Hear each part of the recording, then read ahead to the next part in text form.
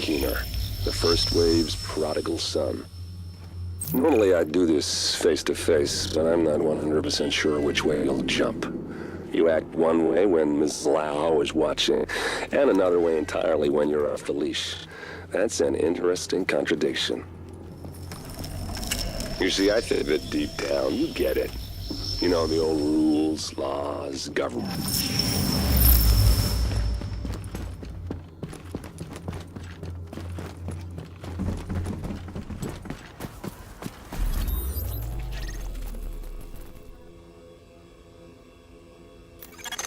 Honey, you've been a gem, a real gem. How I got through the winter before you came along is anybody's guess.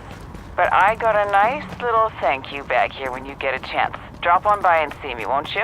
I mean, my own children don't. Maybe you could find a minute?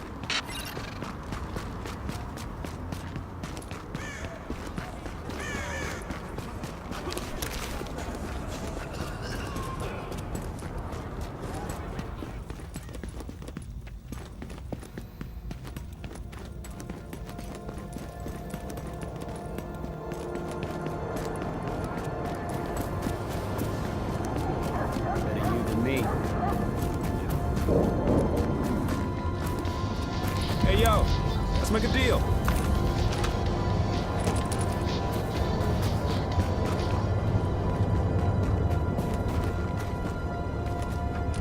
Dear, you have done such a good job. They must have trained you so good, those Division people.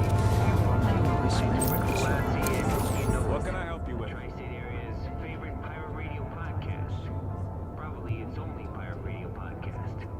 Now, See you again. Agent, the information you found in that lab was the crown jewel. I think we can break this thing now. But we've got some more information. A voice from the grave. Listen to what Amherst has to say.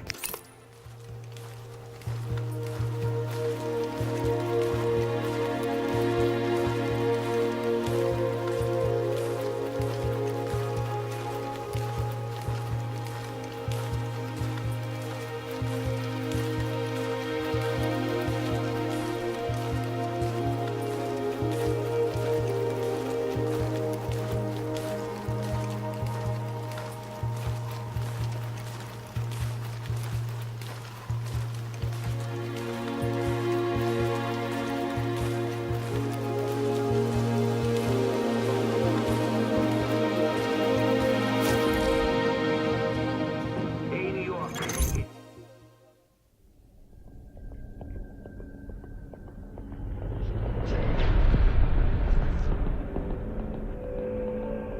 What you're looking at is the smallpox virus, one of the deadliest pathogens on the planet. For centuries, it did a wonderful job of helping keep the human population in check. But times change, and sometimes Mother Nature needs a hand in improving her creations. Like, say, speeding them up a little bit, making them contagious when they should be quietly incubating in a host, or making them more lethal.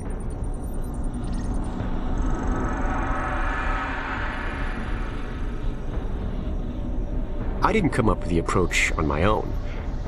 My friend Vitaly is one of the pioneers in the field, and the idea has been around for years. Genome as data.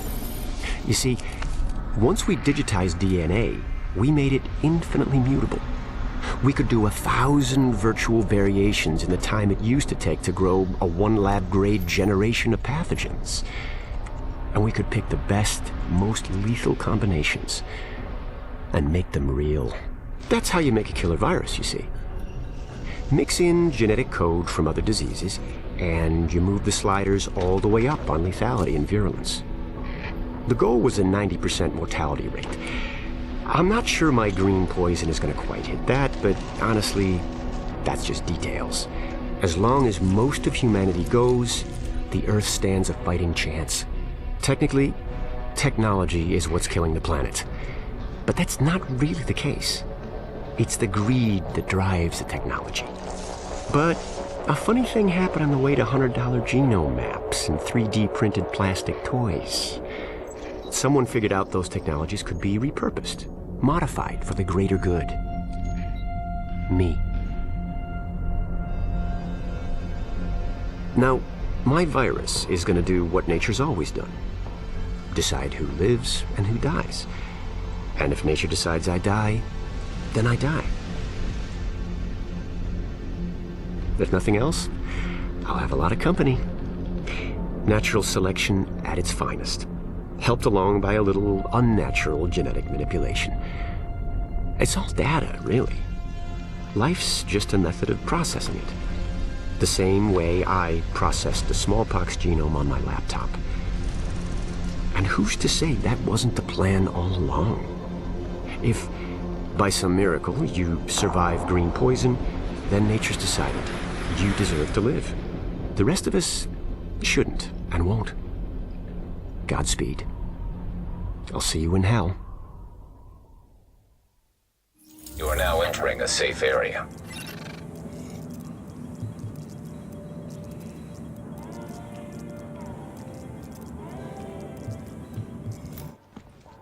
One cut. One cut's gonna make you bleed. But one cut don't kill you. One cut just makes a scar. We're gonna fucking fight him. A deeper cut We're gonna fucking fight him. We're gonna get him. We're gonna... makes you cry. But you can turn that cry into a roar, or you can turn it into a whimper. That's your choice. I can't So take you it. can choose to be a victim, no matter where you at. I can't take Top of the it. penthouse, in a prison cell, or even free. Roaming your own streets again.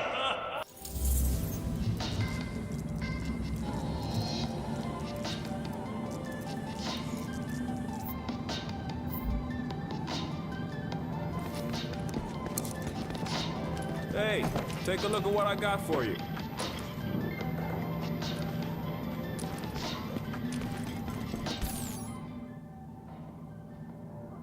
Now, have a good one.